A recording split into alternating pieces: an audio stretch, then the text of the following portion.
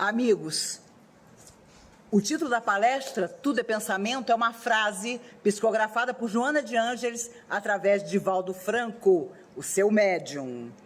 No capítulo 9 do Livro dos Espíritos, nós encontramos Kardec perguntando: os espíritos veem tudo o que fazemos? É uma curiosidade que a gente tem. E a resposta: podem vê-lo, pois estáis incessantemente rodeados por eles, mas cada um só vê aquelas coisas a que dirige a sua atenção, porque eles não se ocupam das que não lhes interessam. Às vezes, quando você conta que vê os espíritos, as pessoas perguntam: mas você vê o tempo todo? Eu tinha tenho um amigo querido que toda vez que me encontrava na nossa juventude dizia assim: não olha para mim, não olha para mim que eu estou sem meu protetor de aura. Ele achava, falava brincando, que ele sabia, ele estudava a doutrina, sabia que não era assim, que a pessoa que vê ou que escuta, vê e escuta o tempo todo. Estaríamos todos loucos, não teríamos uma vida normal. Mas aqui Kardec se preocupou em saber o quanto dos nossos pensamentos eram nossos ou era interferência dos espíritos. Os espíritos podem conhecer os nossos pensamentos mais secretos? Ah, meu Deus! Eu sei que vocês já estão pensando naquele pensamento. Aquele que você nem para o espelho, se olhando, confessa. Mas ele está lá, dentro de você, escondido de todos, menos de você. A resposta dos espíritos foi: conhecem muitas vezes aquilo que desejarias ocultar a vós mesmos.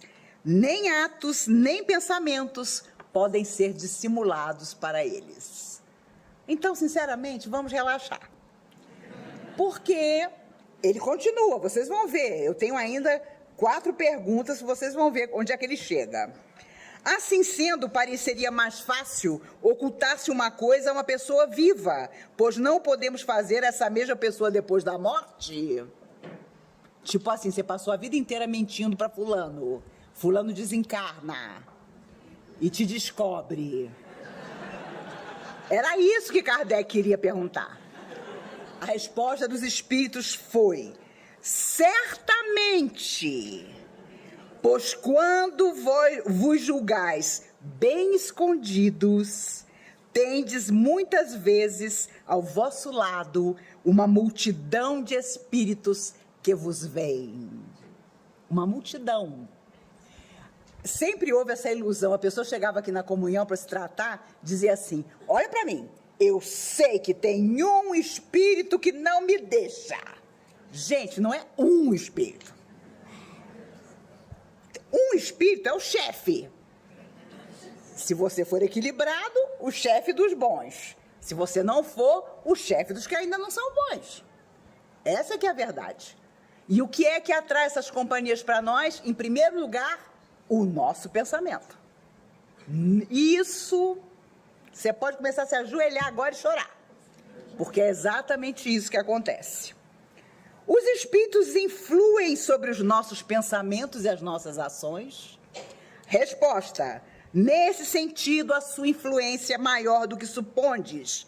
Muito frequentemente, são eles que vos dirigem. E você, se achando independente. Ninguém manda em mim. Ninguém diz o que eu devo fazer. Eu desafio todo mundo. Ninguém é dono da minha vontade. Tomara que você seja totalmente dono da sua vontade. Porque se você não for, você está seduzido, sim, por influências as mais diversas. Paulo de Tarso sabia disso. Os discípulos de Jesus aprenderam isso. Paulo escreveu: somos todos observados por uma nuvem de testemunhas invisíveis. Eles viam os espíritos. Tinham experiências espirituais mesmo. O que eles recebiam na casa do caminho que Pedro dirigia com os discípulos, de gente obsediada, incorporada por almas sofredoras, não está no gibi. Crianças, inclusive. Então, em Roma, a coisa era braba. E por onde eles passaram, levando o evangelho de Jesus, encontraram chamados endemoniados. Lembram-se de quando Jesus, para chegar à cidade de Gadarra, atravessa por trás da cidade, era um cemitério. E lá ele encontra um jovem que morava no cemitério, porque a família o havia expulsado. Ele tinha várias entidades que o dominavam. E Jesus pergunta: como te chamas? E o Espírito responde através do rapaz: Legião, porque somos muitos. E Pedro, querendo proteger Jesus e interferir, e o Espírito da sombra vira-se, aponta para Jesus e diz: ele eu sei quem é, e tu quem és? E Pedro recua, porque Pedro viu que não tinha a firmeza de se colocar à frente daquele espírito sofredor, que era um chefe de uma falange que assediava o rapaz. Basta dizer que a grande economia de Gadarra era a criação de porcos. E foi nesse momento que Jesus, para libertar o rapaz, determina que aquelas entidades tremendas, no sofrimento, na maldade, que assediavam o jovem, que o dominavam, se lançasse sobre um grupo de porcos que estava no cemitério. E o impacto da energia dessas entidades sobre os porcos foi tamanha que os porcos se lançaram no abismo. Foi a única cidade onde Jesus jamais entrou. Porque na hora que ele consegue chegar ao portão, todos os dirigentes da cidade estavam no muro. Aqui não entras. Desesperados, porque uma manada de porcos tinha se lançado no mar. Aqui não vais fazer nada. O portão fechado.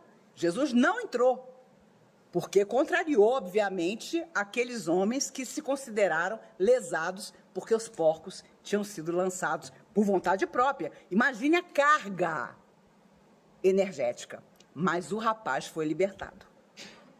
Então, na verdade, com o nosso pensamento, invariavelmente, nas nossas horas difíceis, de inconformação, de mágoa, de não desculpar o outro, com nós mesmos, nós atraímos energias, vibrações, não necessariamente o espírito. Mas é óbvio que a partir do momento que você começa a se alimentar daquela energia, seu astral baixa e as entidades sofredoras, meu Deus, olha lá fulano está abaixo de 0. Ah, vamos ficar junto de fulano. Para você sair disso, você precisa, por sua iniciativa, tomar uma atitude. Porque os sofredores que te acompanham não vão tomar. Eles estão fora do corpo, eles não têm as mesmas condições que nós temos. Você está se sentindo mal? Você entra no cinema, você convida alguém para tomar um café, você vai atrás da pessoa com quem você está indisposto e tem uma conversa. O sofredor desencarnado não pode fazer isso.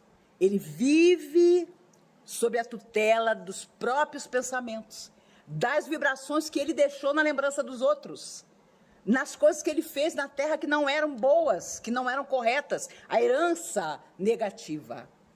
Então, para uma alma sofredora no mundo espiritual ser convidada à tarefa, a se renovar, não falta convite. O problema é quando eles aceitam. É difícil para eles aceitar.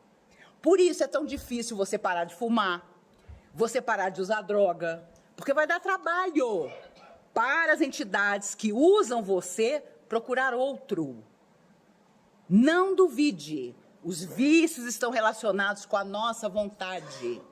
Se nós sairmos disso, as entidades têm que procurar outro. Elas não, muitas delas jamais, por muito tempo, vão pensar em bondade. Elas querem viver daquele jeito.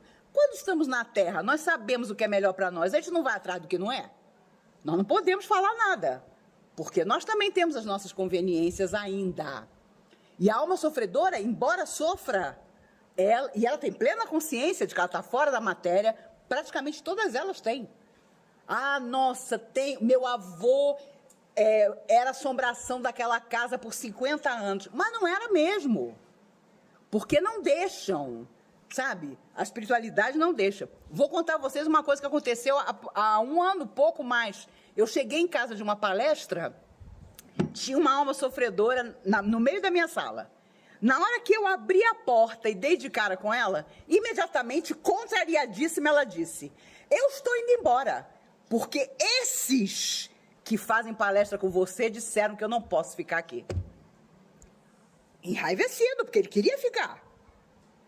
Então, a verdade é que nós temos, sim, a companhia que nós procuramos. E quando, detalhe, você resolve fazer o bem, se equilibrar, ter uma vida em que você está equânime com a fé que você possui, com os preceitos do que é bom, do que é reto, você também atrai. A inveja, que é uma das forças mais deletérias que existe. A pessoa não inveja o que você tem, inveja o que você é. É um engano nosso imaginar que a pessoa inveja o seu cartão de crédito, a sua viagem não sei para onde.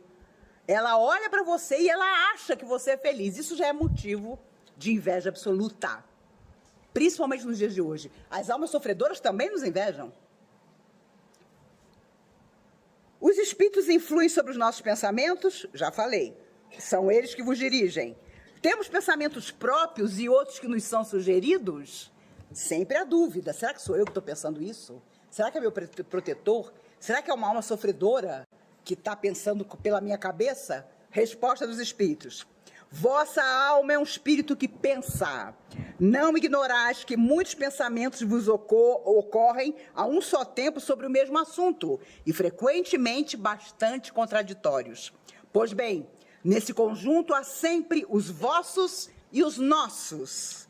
E é isso que vos deixa na incerteza, porque tendes em vós duas ideias que se combatem. Imagine seu espírito protetor dizendo: meu filho, não faça isso. E seu espírito, você, encarnado: ah, mas eu vou fazer. Meu filho não vai por aí: ah, mas eu vou. Né? Pode ter certeza que a briga não é pequena das nossas emoções quando nós abrimos a nossa percepção para essas forças amigas. Quando nós pedimos nas nossas orações, meditações, que elas nos ajudem, que elas nos influenciem, que elas transformem a nossa vida, claro, contando com a nossa intensa participação. Como distinguir os nossos próprios pensamentos daqueles que nos são sugeridos? Resposta: quando um pensamento vos é sugerido, é como uma voz que vos fala. Os pensamentos próprios são, em geral, os que vos ocorrem no primeiro impulso. Ou seja, você vai para fazer besteira. Aí, no meio do caminho, vem aquela ideia: não faça isso. Já não é você, porque você quer fazer besteira. Você já está no caminho da besteira. Mas aí alguma coisa te segura. Será? Será que não vai dar problema? Pode ter certeza. Quando você pensa, será que não vai dar problema, já não é você. É o seu protetor. Quantas vezes ouvi espíritas dizendo: ah, eu queria que o meu mentor tomasse a minha vida nas mãos e fizesse tudo. Se há uma coisa que os nossos protetores espirituais não fazem, é isso. Agora, Chico contava que quando a gente faz uma besteira muito grande, que vai atrasar o nosso processo evolutivo, e tem muita gente que faz, se a gente olhasse os nossos protetores, nós ficaríamos enlouquecidos, porque eles derramam aquela lágrima, porque eles sabem que estão nos esperando. Cada bobagem que nós fazemos, atrasamos o nosso encontro com eles. E aqui parece uma besteira isso, mas quando você chegar do lado de lá, que vem aqueles protetores seus: oh, meu filho, que bom que você voltou, beijinho, abraço, mas agora nós não podemos ficar com você. Por quê? Porque eles estão num patamar mais alto e você fica lá. Os espíritos contam que quando tem permissão, desencarnado, de estar num ambiente superior ao seu progresso, você aguenta minutos, porque vai dando uma falta de ar em você, e você está desencarnado, você não tem mais corpo, mas vai dando uma falta de ar que você não aguenta. Agora, imagine você encontrar o amor da sua vida, desencarnado, superior a você. Quando você vai com tudo, vem a falta de ar.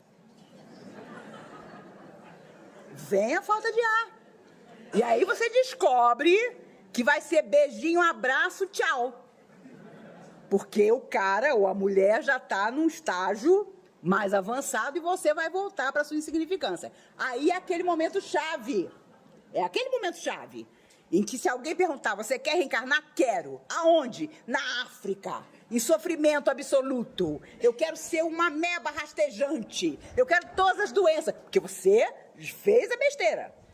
Você não evoluiu para estar com aqueles que são a grande afinidade da sua alma. Os espíritos dizem que é por isso que, quando chega a hora do Ângelus, às 6 horas da tarde, muitos de nós se enchem de melancolia. Porque é o momento em que a espiritualidade, que trabalha recolhendo almas sofredoras na Terra, está presente. E nós temos inconscientemente a saudade de uma vida que nós não temos agora, de coisas que não estão nas nossas mãos agora e das pessoas que avançaram à frente enquanto nós estacionamos. E há muitos de nós que nascemos em famílias absolutamente estranhas ao nosso espírito. Por mais que seja família, por mais que seja pai, mãe, irmão, mas são pessoas com as quais não temos a afinidade. A afinidade real é das almas que sempre trocaram entre si emoções, sentimentos, vidas na Terra e, principalmente, pensamentos.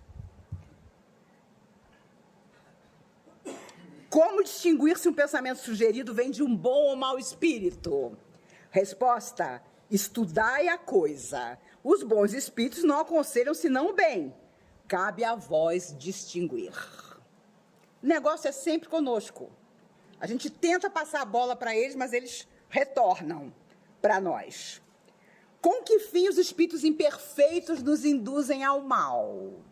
Resposta: para vos fazer sofrer com eles. Simples assim. Para vos fazer sofrer com eles.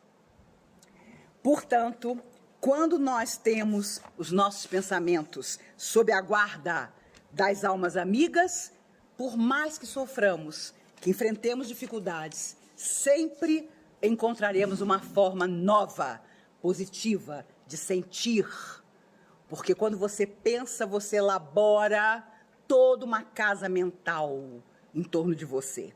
Por isso os espíritos falam muito das fixações mentais, das pessoas que são obcecadas por determinada coisa, obcecadas por determinada pessoa, obcecadas por determinada situação que elas nunca alcançam, mas elas mentalizam aquele o tempo inteiro, aquilo ou aquela pessoa.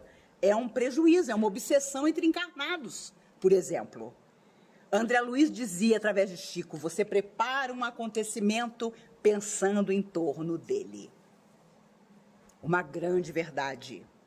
Você prepara um acontecimento pensando em torno dele. Não vale, meu Deus, a Mega Sena está acumulada. Eu sinto que todo o meu ser anseia. Não é por aí. É muito mais sério que isso.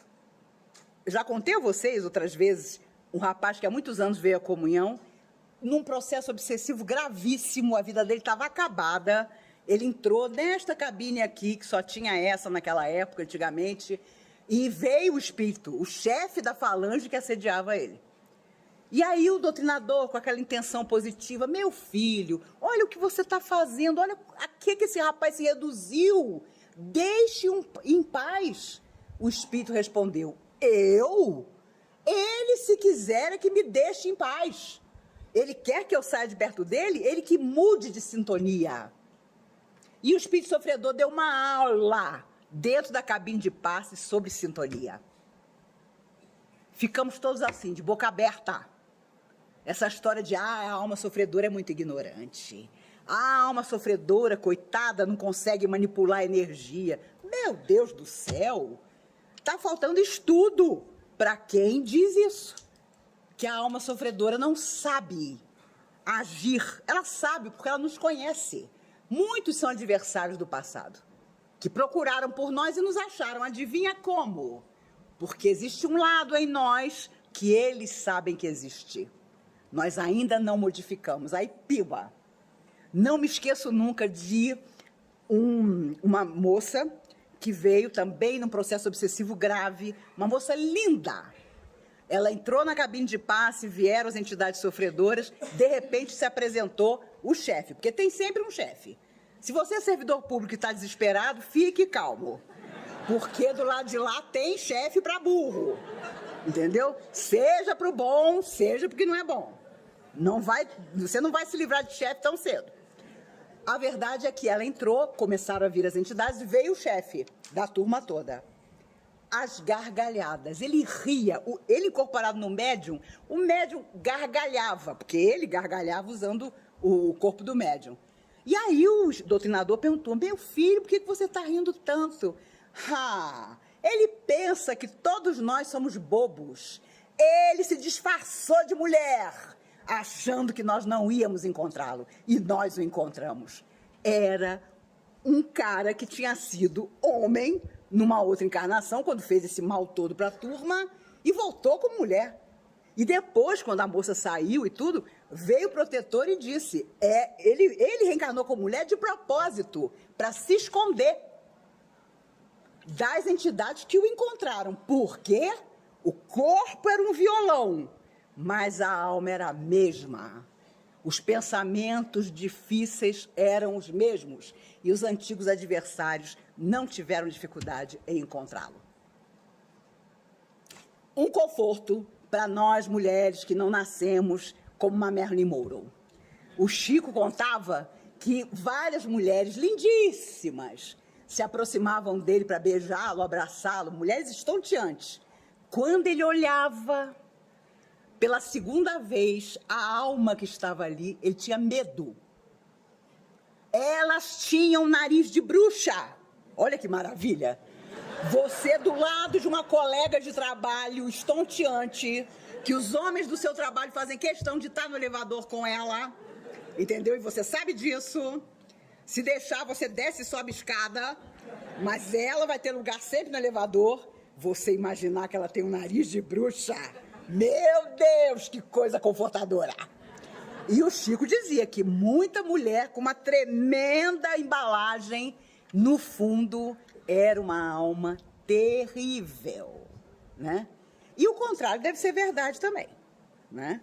Devem ter pessoas cuja beleza não é essa coisa toda, mas cuja alma guarda ali a beleza que a alma tem quando sai do corpo. O nosso problema é que a gente tem corpo, então já complica, né? Para vocês terem uma ideia de como isso é sério, esses quadros que nos rodeiam, quando nós desencarnamos, se eles se fixaram muito na nossa memória, eles continuam a nos acompanhar. É por isso que determinados pesadelos, quando a gente dorme, estão relacionados a quadros mentais que nós temos. É por isso que a alma suicida sofre por um longo tempo, porque ela reprisa incessantemente o instante do suicídio. Infelizmente, do ano passado para cá, uma verdadeira epidemia de suicídios no mundo e no Brasil também. O Chico comentava que de todas as formas de morte, quando a pessoa se jogava na frente de um trem, era uma coisa assim, porque dilacerava o perispírito todo. E eu me recordo que uma vez, um moço que tinha se atirado na frente de um trem lá no Rio de Janeiro, se comunicou aqui na comunhão. Havia lápis e papel em cima da mesa para os médiuns psicógrafos utilizarem. Ele, incorporado na médium, aos prantos, catava, usando o corpo do médium, os lápis e os pedaços de papel, e fazia assim, no corpo do médium. Então, o protetor nos disse, ele não está vendo lápis e papel, ele está vendo os pedaços do corpo físico dele dilacerado pelo trem. E ele está enlouquecido de dor, porque muitos enlouquecem no outro lado da vida. E ele queria juntar de novo os pedaços de um corpo que não existia mais. Então, vejam o que é a cabeça da gente. Se ela trabalha a nosso favor, felizes de nós. Se ela trabalha contra nós, nós temos um grande adversário a vencer. E muitas vezes, nós somos pessoas simpáticas, agradáveis, educadas, e os outros lançam flechas, são verdadeiras flechas. Sabe a flecha do índio? São energias em forma de flecha que vêm na nossa direção para nos atingir. Se nós estivermos naquele dia mais enfraquecidos, essa flecha mental nos atinge ou na cabeça, aí vem uma enxaqueca que você não sabe explicar por quê, ou no seu fígado, e você começa a ter um enjoo. Meu Deus, mas eu só bebi água e comi mamão, como é que eu posso estar com esse enjoo? Energias, vibrações. Eu tinha uma samambaia em casa, uma vez a minha vizinha, Maís, eu vou aí levar um pedaço de doce para você. Juro por Deus, quando ela saiu da minha casa, a samambaia estava morta. Literalmente morta. Eu tinha um gato preto chamado Juarez. Ele, quando a pessoa entrava na minha casa e não estava legal, o Juarez era meu termômetro. Ele entrava debaixo do fogão. Ele só saía quando a pessoa ia embora. Não duvidem disso. Os animais são nossos protetores muitas vezes, sabe? Porque eles sentem antes de nós. E os espíritos dizem que quando a pessoa chega com uma carga muito violenta, que vai fazer a gente ficar doente, vai atingir um filho da gente, eles permitem que o animal capte. Né? Cachorro vira-lata, então, é uma maravilha ter. Porque ele já tem uma resistência, né? Ultimamente, graças a Deus, as pessoas estão adotando cachorros, né? E isso é fantástico, porque a gratidão de um animal que foi adotado é um negócio espiritual. Espiritual. E é claro, o animal convivendo com a gente troca psiquismo. O deles ainda no bicho. E o nosso. A troca psíquica. Quando o animal morre, eles levam 4 meses para levar o animal de dentro da casa da gente. Eles separam um cantinho da nossa casa, onde o animal desencarnado fica por 4 meses. Para que ele se desligue psiquicamente de nós. E aí, então, eles tiram. Porque nós precisamos desse desligar e ele também precisa. Vejam como tudo é lindo na vida e fora da vida. Como tudo tem razão de ser. Como nós não somos peões loucos. Nós somos almas eternas, que viemos à Terra quantas vezes forem necessárias para corrigir o mal que fizemos e espalhar o bem. E podem ter certeza, não existe felicidade maior do que fazer o bem. Você pode ser milionário, pode ser casado com uma mulher maravilhosa, estonteante, escalafobética, pode ter um marido que a rua toda inveja, pode ter filhos que são a perfeição. Nada, nada, aqui na Terra mesmo, quanto mais no mundo espiritual, é o que você faz em benefício de alguém. O que você deixa no coração do outro, nada se compara. É a luz que vai nos acompanhar fora da matéria, onde quer que nós estejamos. Se uma pessoa se lembrar de nós com carinho, estaremos salvos. Porque é para isso que a gente vem, para finalmente construir em qualquer profissão, em qualquer trabalho, ou até sem trabalho nenhum, uma nova maneira para a nossa alma eterna de viver e de ser feliz, fazendo os outros felizes. Irmã Sheila, através de Chico, comentava com o cuidado que nós devemos ter com os pontos mortos que existem dentro de nós. Aqueles pontos que nós não queremos tocar. Não, isso aqui eu não estou preparado ainda. Não, isso aqui eu resolvo em outra encarnação. São pontos mortos que afetam o nosso psíquico, o nosso espírito eterno e o nosso corpo também. E no dia que a medicina descobrir isso em definitivo, as doenças terão desaparecido da Terra. Porque quase todas elas, para não dizer todas, estão relacionadas com a nossa cabeça que ficou doente primeiro, sem que nós percebêssemos, o pensamento que ficou abaixo de zero, muitas vezes, e aí começam a surgir as questões. É a sinusite que não passa, são gripes frequentes, que é uma verdadeira negação de alguma coisa que você precisa solucionar. Então, não duvidemos. Um dia, tudo isso estará resolvido e nós vamos vir para corpos saudáveis. Por isso, a medicina diz, no futuro, todo mundo vai viver mais de 100 anos. Vamos viver muito mais que isso. Porque os laboratórios não serão indústrias de remédio. Porque hoje eles são. Como a cura do diabetes tipo 2, que é o que a maioria tem, já existe, mas não é divulgada, porque os laboratórios gastaram bilhões em pesquisa. Então, agora eles vão querer tirar esses bilhões de nós, diabéticos, fazendo com que a insulina fique muito mais cara, com que o remédio... Tem remédio de diabetes simples que custa quase R$300. Então, não duvidemos. Nós temos ainda um mundo para pegar nas nossas mãos e fazer avançar. E nós estamos sentados todos pensando no ontem. Ah, fulaninho não gosta de mim. Ah, Beltraninho me deixou por fulana. Ah, meu filho disse que eu não fui um bom pai, uma boa mãe. A não ser que você não tenha sido, problema do que o seu filho pensa. Você foi um bom pai? Você foi uma boa mãe? Fique tranquilo, ele também será pai. Ela também será mãe. Ela também vai ter que educar. E educar é repetir 1000 vezes a mesma coisa.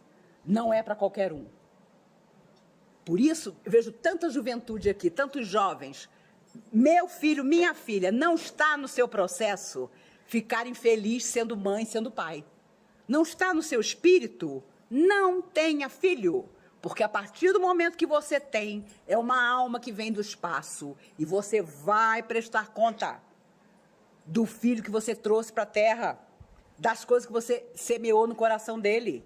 Não duvidemos, nós vamos ter dificuldade para explicar que teve uma hora que a gente não queria mais ser um pai educador, ser uma mãe zelosa, a gente não tinha tempo, parecia que estava tudo tão bem. Então, quantos e quantos pais eu já conversei e a frase era sempre: eu nunca imaginei que meu filho estivesse vivendo esse drama. Muitos chegam ao suicídio e aí a família toda adoece, porque cai todo mundo na realidade. Como que ele precisou tanto de ajuda e nós, por algum motivo, não estávamos ali para ajudar? Emmanuel conta que quando Pedro passava abraçando as pessoas, e a sua mão, Jesus já tinha sido crucificado, curava.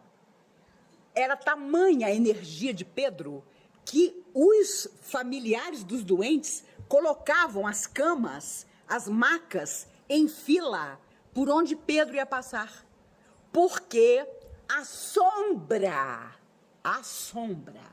de Simão Pedro, incidindo sobre o doente, curava o doente. E a pergunta que eu faço a todos nós é: qual a qualidade da nossa sombra? Porque ainda que você diga que não tem nada para doar, que você é sombra, que a sua sombra tem o poder de mudar, o poder de curar, como a simples sombra de Pedro tinha, quando incidia sobre os enfermos. E o povo sabia disso. Então colocava, sabia que não ia chegar muito perto de Pedro, colocava o doente ali, porque quando Pedro passava, as pessoas ficavam curadas. E temos que nos perguntar o que a nossa vida está curando dentro de nós e em torno de nós também.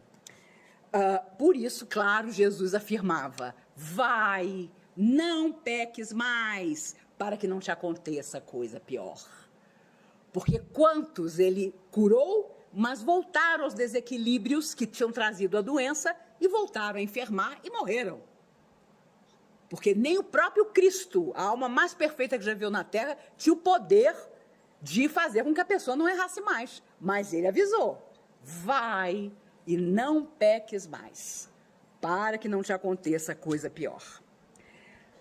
No mundo espiritual, no Hospital Maria de Nazaré e outros que recebem almas suicidas, os hindus trabalham com hipnose para retirar do suicida os pensamentos que o levaram ao suicídio. Então é como se fosse assim, uma borracha temporária para programar aquela mente para voltar à Terra, mas sabedora de que o resgate vai acontecer. Entretanto, é preciso passar como se fosse uma borracha mesmo. E a hipnose consegue fazer isso no mundo espiritual, para que a pessoa esqueça aquela hora tremenda em que ela desistiu, em que ela planejou sair da vida. Isso é um impacto tremendo. Já comentei com vocês, o ex-presidente Getúlio Vargas deu um tiro no peito. No mundo espiritual ele perguntava, eu morri de quê? Eu não lembro de ter ficado doente, porque o impacto da bala no peito dele foi total. A cabeça simplesmente deu voltas. E ele tinha prometido, que é mais grave, a filha Alzira, a sua grande companheira, a filha que ele adorava, que ele não se mataria. E isso foi uma coisa que ele não se perdoou, porque ele adorava aquela filha. E quando ela entrou no quarto, ele agonizava, e ela contava nas memórias dela, ela contou que a primeira coisa que ela falou foi, meu pai, você prometeu! E ele já não conseguia mais falar. Então ele saiu do corpo marcado por aquele momento tremendo. A filha que ele adorava cobrava dele a atitude que ele não tinha conseguido levar em frente. Uma atitude de coragem, né? E não a que levou ao suicídio. Quando nós voltamos à Terra, nós buscamos sempre a cura real, que não é a felicidade, não é o dinheiro, não é o nosso corpo não ter problema nenhum, é a alma. E aí, se for preciso ficar doente, fica-se. Se for preciso viver dificuldade financeira, se vive, né? Uma coisa é certa, de tempos para cá, da minha geração para cá, muitas coisas são comuns a todos nós. As dificuldades são semelhantes, embora cada um de nós tenha a sua particularidade. Mas ninguém pode dizer que está morrendo de felicidade. E a verdade é que isso está sendo um prejuízo enorme, porque todos nós estamos pessimistas, desanimados, tristes, no dia a dia. Isso não pode continuar acontecendo, porque nós vamos ter consequências graves. Nós estamos nos alimentando dessa energia, sabe? Você pergunta, como você vai? Estou péssimo. Você tem 1 minuto para me ouvir, a pessoa fala 2 horas. De tempos para cá, quando pessoas me telefonam, e são raras as pessoas que têm o telefone da minha casa, que é o único que eu tenho, o meu suor pinga no chão. Porque pelo telefone você doa energia e recebe também. Porque ali está o pensamento da pessoa que está falando com você. E como diz a antiga música, né? O pensamento parece uma coisa à toa, mas como é que a gente voa quando começa a pensar? Já dizia a música. E é a pura verdade. Jesus sabia tanto disso que ele colocava as suas frases, falava do seu evangelho para marcar na alma de todos aqueles que estavam na terra naquela época, e nós aqui estávamos, né? Uma vez, os espíritos amigos que aqui trabalham conosco me contaram que muitos de nós, meninos de sábado, ouvimos da boca do próprio Cristo o Sermão da Montanha. Pergunto o que vocês fizeram. Ah, ouviu da boca do próprio Cristo, agora vai ouvir Maíse, que é para ver o que é bom para tosse, né? E eu também estava lá, não posso falar de vocês.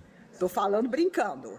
Mas eles uma vez me contaram que... E por isso nos chamam de meninos. Os espíritos amigos nos apelidaram de meninos porque eles dizem, só ontem a noção do belo e do verdadeiro chegou ao nosso coração. Somos todos meninos. E se incluíram, coitados, né? Quando, na verdade, eles têm uma maturidade já e um progresso espiritual que nós, encarnados, ainda não temos. E os desencarnados aos montes que estão aqui hoje, muitos se preparando para voltar à Terra, temos que falar a eles também, dizendo, venham, venham que está tudo praticamente ótimo. Né? Porque vai que desencoraja, né? Venham, vocês são a geração que vai mudar o mundo, não é? Outro dia houve uma passeata no Rio de Janeiro para falar do clima, para falar da proteção às florestas. Um repórter da Globo, desavisado, pegou um garotinho de 3 anos e perguntou para ele, o que você quer? O garoto, muito sério, 3 anos, salvar o planeta. Eu falei, obrigada, senhor, eles chegaram. Eles chegaram. Não vai ter jeito, não é? Essa garotadinha. Eu já contei isso para vocês aqui uma vez. Há tempos atrás, um pai e uma mãe católicos trouxeram uma menina de 6 anos para falar comigo aqui. E aí contaram, olha, nós não somos espíritas, mas a nossa filha começou a dizer em casa, eu preciso assistir a palestra da Maíse. Aí ficou todo mundo pirado. Quem é essa Maíse? Meu nome não é muito comum. O cara trabalha no Banco do Brasil. Aí ele começou a perguntar, vocês conhecem uma Maíse? É uma pastora? Aí o pessoal do banco, né? Porque eu sou daquelas que faz palestra de graça para o Banco Central e para o Banco do Brasil, disse, é a Maíse lá da comunhão. O casal trouxe a menina. A menina me mostrou um papel onde ela tinha desenhado um campo de girassóis, eu e ela de mão dada, atravessando o campo de girassóis. Eu, idiotizada, nos meus 60 anos, que eu já tinha 60 anos, olhei e falei, que lindo! Você desenhou eu e você de mão dada nesse campo de girassóis. E o pai dizendo para a menina, fala para ela o que você disse lá em casa. A menina muda. Aí eu falei, pode falar, 6 anos. Ela, com toda a autoridade, disse para mim, é que eu disse a eles que antes de eu nascer, eu já assisti a sua palestra aqui na comunhão. Juro, a minha perna virou uma geleia. Eu não lembro quem estava aqui comigo, mas alguém botou uma cadeira atrás de mim, porque viu que eu tinha ficado branca. E aí, com a maior tranquilidade, os espíritos amigos disseram, tá vendo, Maíse, como é bom começar cedo? Quem te viu fora do corpo agora está dentro do corpo. E vem para dizer, será que ela ainda está lá? Será que ela está cumprindo a tarefa dela? Vocês veem como essa garotadinha vai transformar o universo. E nós seremos bisnetos deles, que é para poder aproveitar uma terra renovada. Não sei o plano de vocês, eu saindo desse corpo pretendo ficar uns 400 anos embaixo de uma mangueira. Todo mundo passando para reencarnar e eu dizendo, vão com Deus. Eu só volto quando a coisa é muito boa.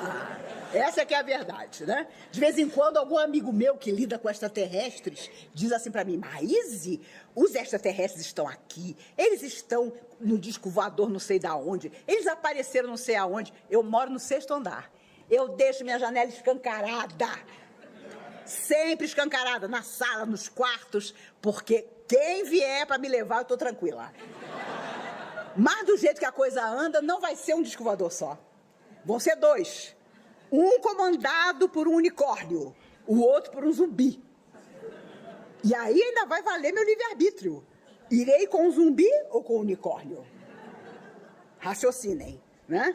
Então não tem jeito. O que atrai o outro para nós não é só a afinidade, a energia, o ectoplasma. É o que a gente pensa. E pensando, nós sentimos. Os sentimentos geram ideias. As ideias se traduzem em ação. É isso que nós temos que pensar.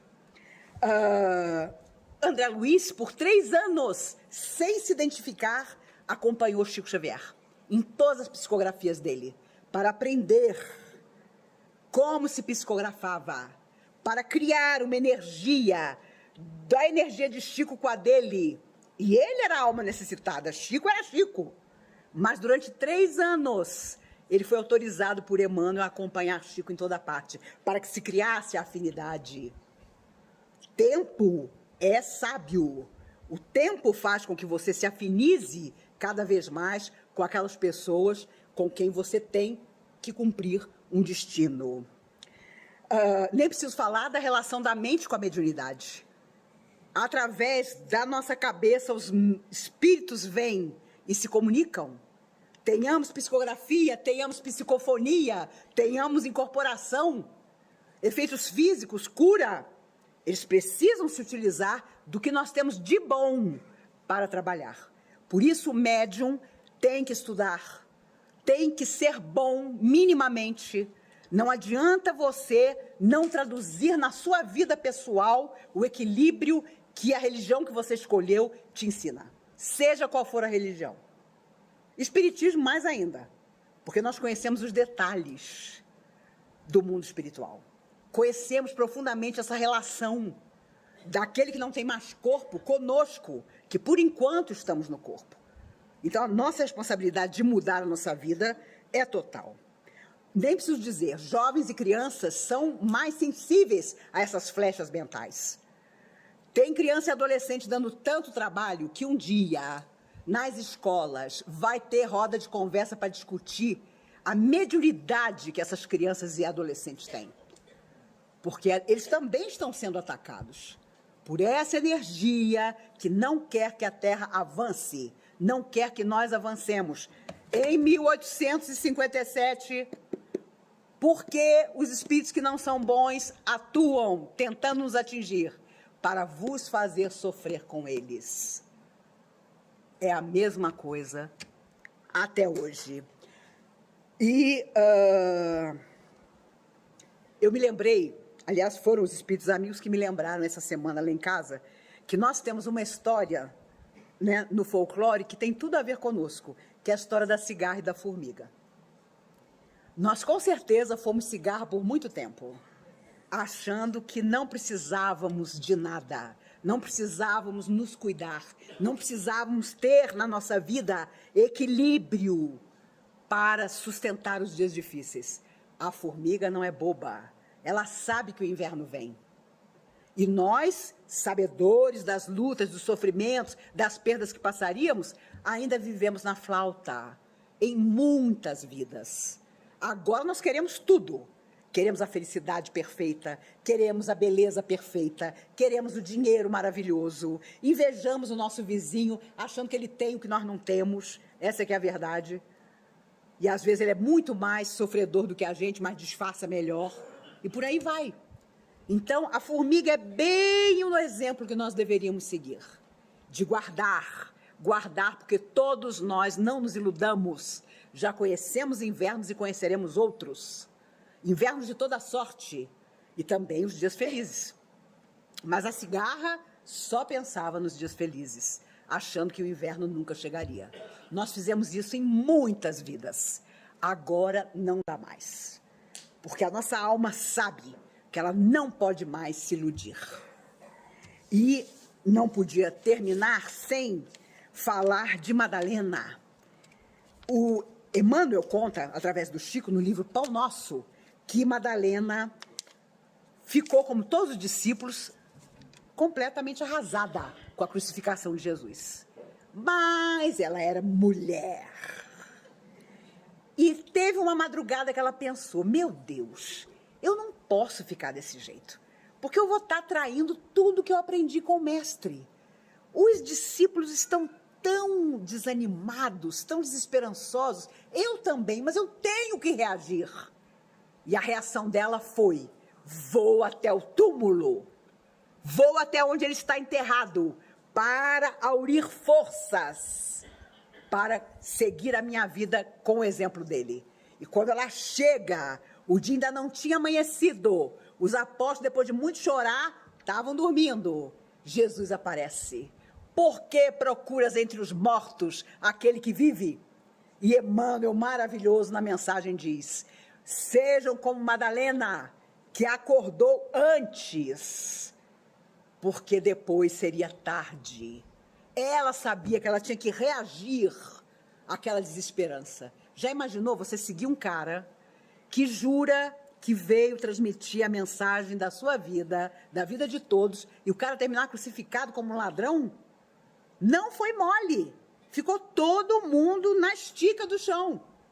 Mas ela, mulher, né? Vocês sabem como é mulher.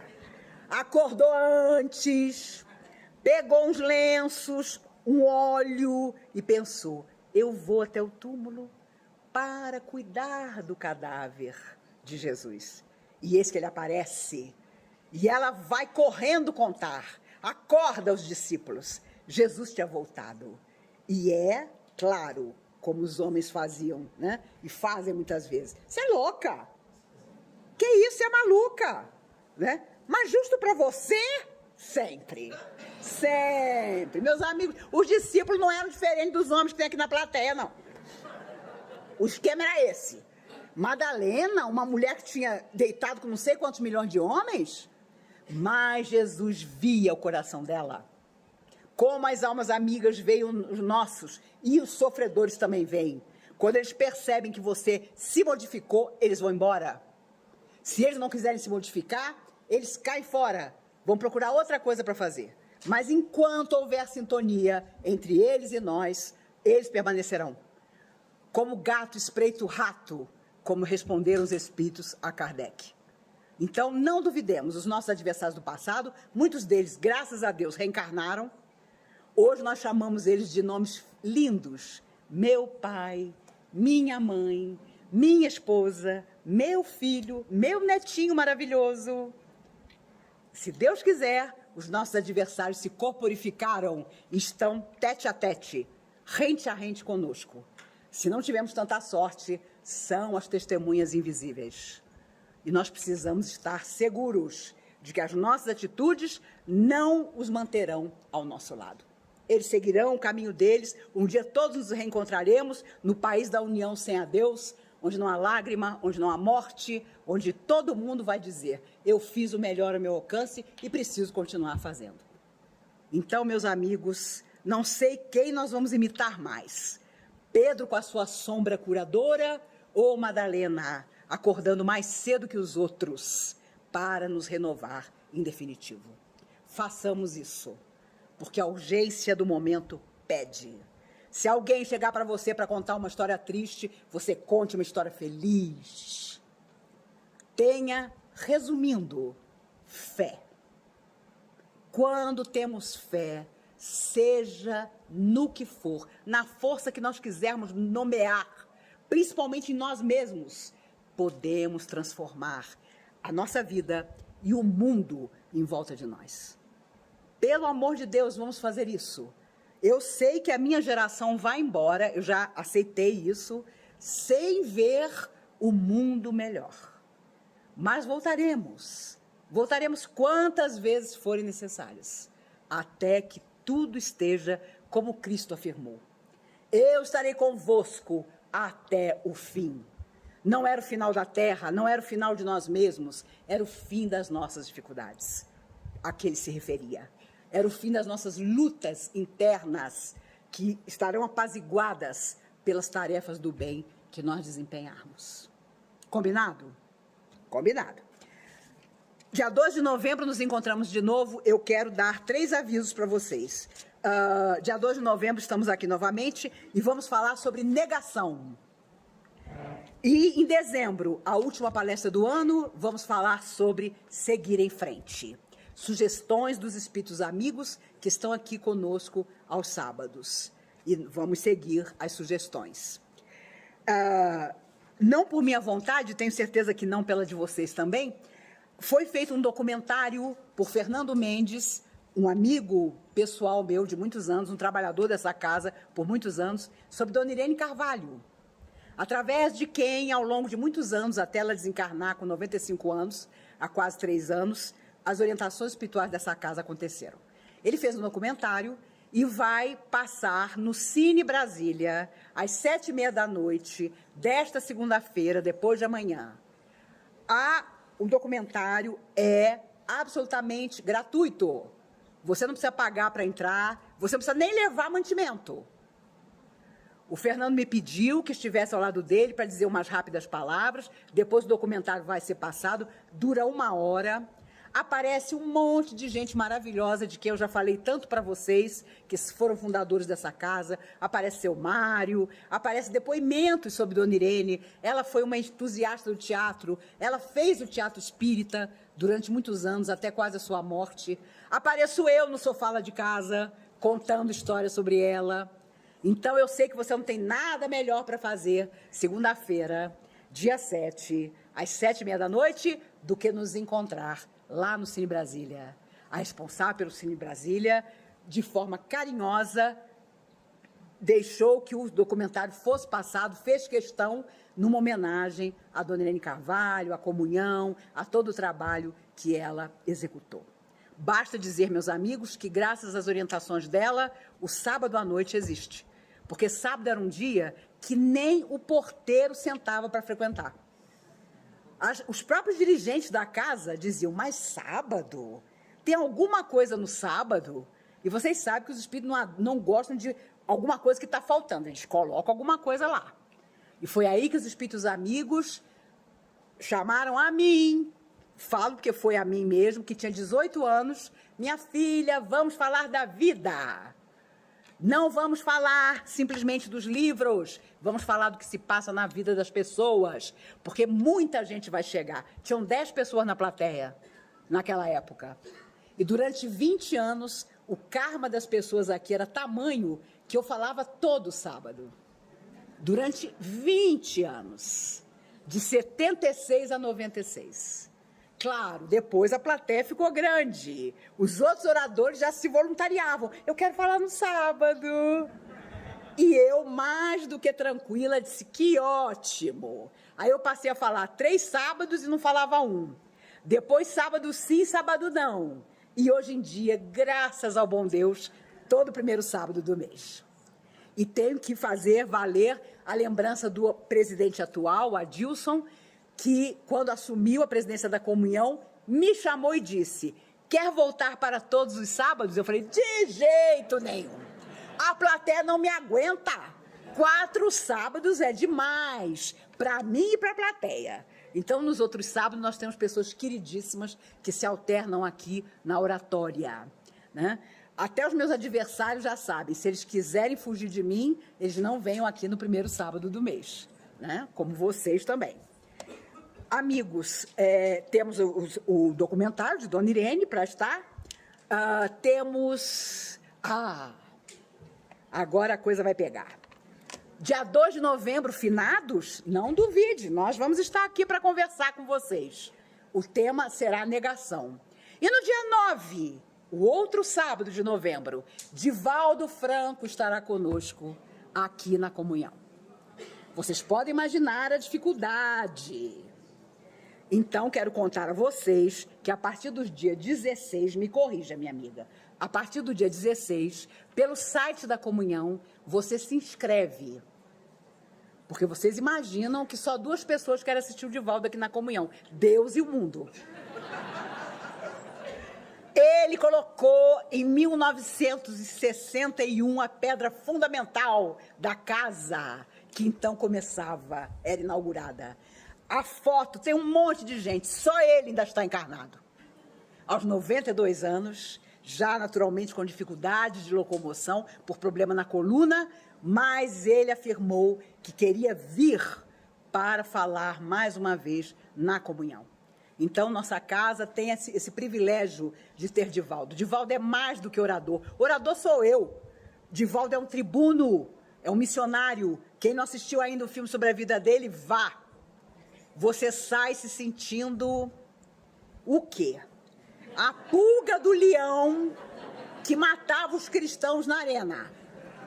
E olha que eu já conhecia praticamente tudo da vida dele, mas ainda me emocionei grandemente com as histórias recontadas ali.